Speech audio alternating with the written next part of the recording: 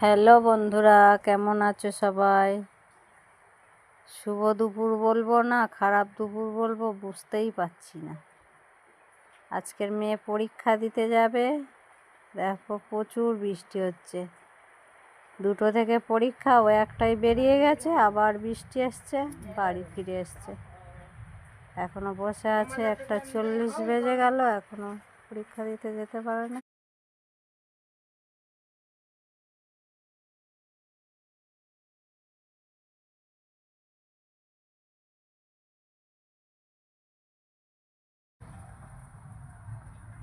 ভিজে ভিজে পরীক্ষা দিতে চলে গেল, এখনো বৃষ্টি হয়েই যাচ্ছে, বন্ধ দিচ্ছে না, ঝড়ও হচ্ছে প্রচুর। টাটা বন্ধুরা, সবাই ভালো থেকো।